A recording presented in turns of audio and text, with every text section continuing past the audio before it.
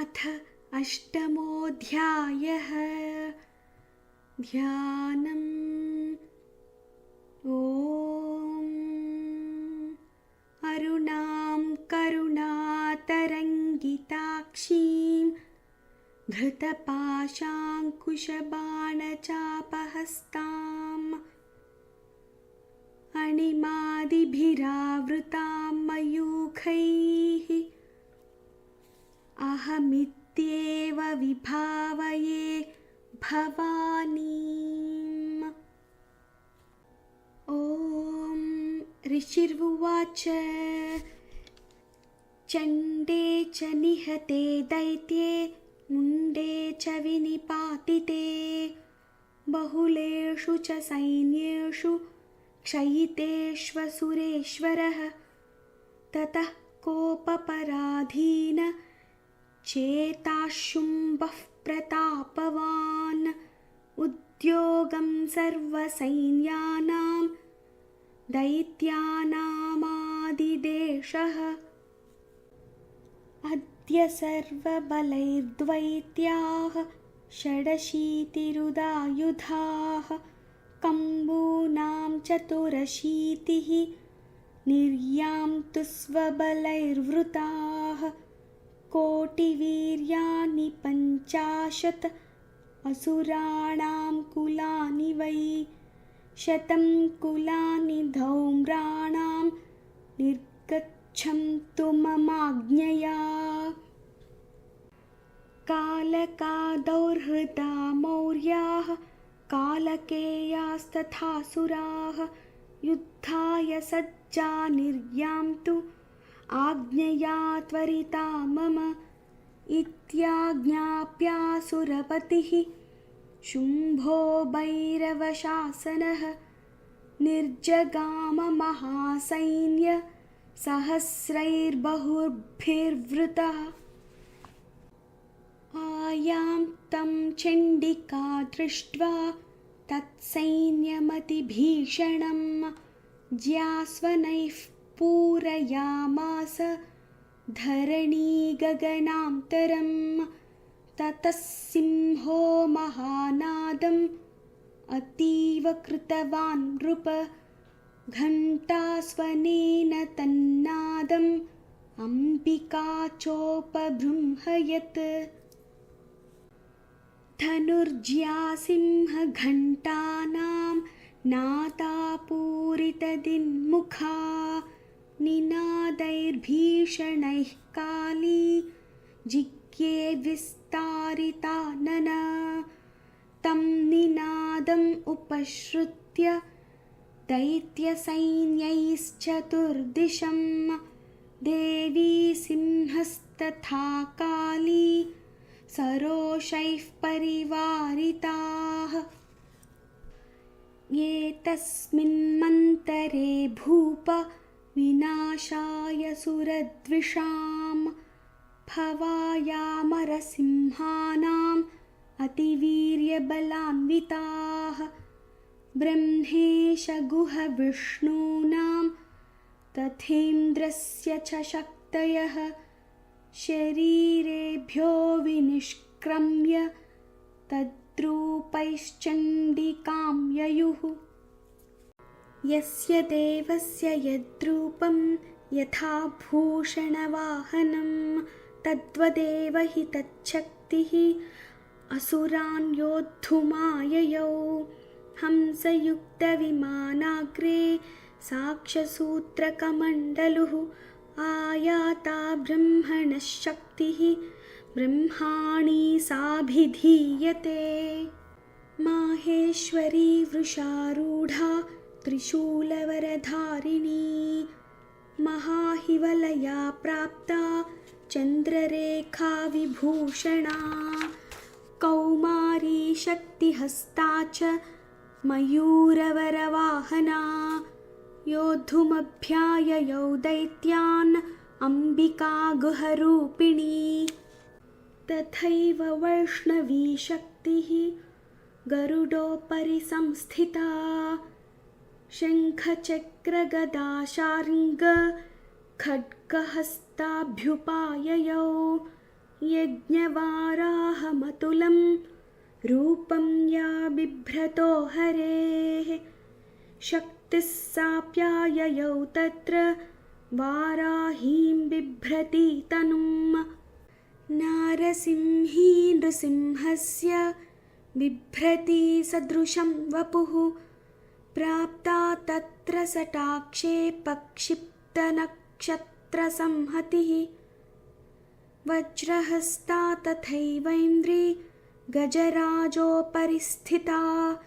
प्राप्ता सहस्रनयना यथा शक्रस्तथैव सा ततः परिवृतस्ताभिः ईशानो देवशक्तिभिः हन्यं तामसुराः शीघ्रं मम प्रीत्याः चण्डिकां ततो देवी शरीरात्तु विनिष्क्रान्तातिभीषणा चण्डिका शक्तिरत्युग्रा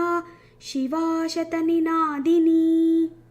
सा चाह धूम्रजटिलमीशानमपराजिता दूतत्वं गच्छ भगवन् पार्श्वं शुम्भनिशुम्भयोः ब्रूहि शुम्भं निशुम्भं च दानवावतिगर्वितौ ये चान्ये दानवास्तत्र युद्धाय समुपस्थिताः त्रैलोक्यमिन्द्रो लभतां देवाः सन्तु हविर्भुजः यूयं प्रयात पातालं यदि जीवितुमिच्छथ बलावलेपादथ चेत् भवन्तो युद्धकाङ्क्षिणः तदा गच्छत तृप्यन्तु मच्छिवाः पिशितेन वः यतो नियुक्तो दौत्येन तया देव्या शिवः स्वयं शिवदूतीति लोकेऽस्मिंस्ततः सा ख्यातिमागता तेऽपि श्रुत्वा वचो देव्याः सर्वाख्यातं महासुराः अमर्षापूरिता जग्मुर्यत्र कात्यायनी स्थिता ततः प्रथममेवाग्रे शरशक्त्र्युष्टिवृष्टिभिः ववुषुरुद्धतामर्षास्तां देवीममरारयः सा च तान् प्रहितान् बाणान् शूलशक्तिपरस्वधान् चिच्छेदलीलया ध्मातधनुर्मुक्तैर्महेषुभिः तस्याग्रतस्तथा काली शूलपातविदारितान् खट्वाङ्गपोथितांश्चारीन् कुर्वती व्यचरत्तदा कमण्डलुजलाक्षेपहतवीर्यान् हतौजसः ब्रह्माणी चाकरोच्छत्रून् येन स्म धावति माहेश्वरी त्रिशूलेन तथा चक्रेण वैष्णवी दैत्याञ्जघान कौमारी तथा शक्त्यातिकोपना ऐन्द्रीकुलिशपातेन शतशो दैत्यदानवाः पेतुर्विदारिताः पृथिव्यां रुधिरौघप्रवर्षिणः तुण्डप्रहारविध्वस्ता दंष्ट्राग्रक्षतवक्षसः वाराहमूर्त्यान्यपतंश्चक्रेण च विदारिताः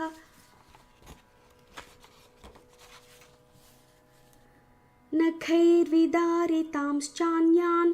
भक्षयन्ती महासुरान् नारसिंही च चाराजौ नादापूर्णदिगम्बरा चण्डाट्टहासैरसुराः शिवदूत्यभिदूषिताः पेतुः पृथिव्यां पतितांस्तांश्चखादाथ सा तदा इति मातृगणं क्रुद्धं मर्दयन्तं महासुरान् दृष्ट्वाभ्युपायैर्विविधैर्नेषुर्देवारिसैनिकाः पलायनपरान् दृष्ट्वा दैत्यान् मातृगणार्थितान् योद्धुमभ्याययो क्रुद्धो रक्तबीजो महासुरः रक्तबिन्दुर्यदा भूमौ पतत्यस्य शरीरतः समुत्पतति मेदिन्यां तत्प्रमाणस्तदासुरः युयुधे स गदापाणिः इन्द्रशक्त्या महासुरः ततश्चैन्द्री स्ववज्रेण रक्तबीजम् अताडयत् कुलिशेनाहतस्याशु बहुशुस्रावशोणितं समुत्तस्थुस्ततो योधाः तद्रूपास्तत्पराक्रमाः यावन्तः पतितास्तस्य शरीरात् रक्तबिन्दवः तावन्तः पुरुषा जाताः तद्वीर्यबलविक्रमाः ते चापि युयुधुस्तत्र पुरुषा रक्तसम्भवाः समं मातृभिरत्युग्रशस्त्रपातातिभीषणम् पुनश्च वज्रपातेन क्षतमस्य शिरो यदा ववाह रक्तं पुरुषास्ततो जाताः सहस्रशः वैष्णवीसमरे चैनं चक्रेणाभिजघानः गदया ताडयामास ऐन्द्रीतमसुरेश्वरम् वैष्णवीचक्रभिन्नस्य रुधिरस्रावसम्भवैः सहस्रशो जगद्व्याप्तं तत्प्रमाणैर्महासुरैः शक्त्या जघानकौमारी वाराही च तथासिना माहेश्वरी त्रिशूलेन रक्तबीजं महासुरम् स चापि गदया दैत्यः सर्वायेवाहनत् पृथक् मातृः कोपसमाविष्टो रक्तबीजो महासुरः तस्याः तस्य बहुधा शक्तिशूलादिभिर्भुवि पपातयो वै रक्तौघः तेनासञ्छतशोऽसुराः तैश्चासुरासृक्सम्भूतैः असुरैः सकलं जगत् व्याप्तमासीत्ततो देवा भयमाजग्मुरुत्तमम् तान् विषण्णान् सुरान् दृष्ट्वा चिण्डिका प्राह सत्वरा उवाच कालीं चामुण्डे विस्तीर्णं वदनं कुरु मच्चस्त्रपातसम्भूतान् रक्तबिन्दून् महासुरान् रक्तबिन्दोः प्रतीच्छत्वं वक्त्रेणानेन वेगिना भक्षयन्ती चररणे तदुत्पन्नान् महासुरान् एवमेष क्षयं दैत्यः क्षीणरक्तो गमिष्यति भक्ष्यमानास्त्वया चोग्रा न चोत्पत्स्यन्ति चापरे इत्युक्त्वा तां ततो देवी शूलेनाभिजघानथम्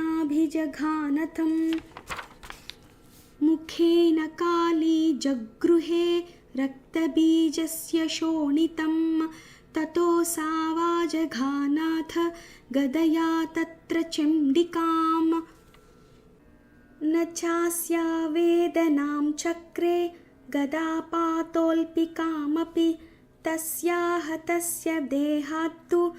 बहुशुस्रावशोणितं यतस्ततस्तद्वक्त्रेण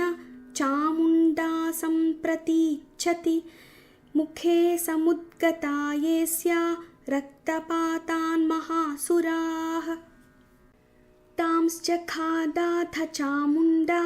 पपौ तस्य च शोणितं देवी शूलेन वज्रेण बाणैरसिभिर्वृष्टिभिः जघान रक्तबीजं तं चामुण्डापीतशोणितं सपपात महीपृष्ठे शस्त्रसङ्घसमाहतः नीरक्तश्च महीपाल रक्तबीजो महासुरः ततस्ते हर्षमतुलमवापुस्त्रिदशान्नृप तेषां मातृगणो जातो ननर्ता शृण्मदोद्धतः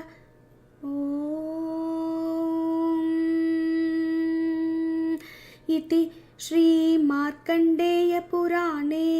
सावर्णिके मन्वन्तरे देवी माहात्म्ये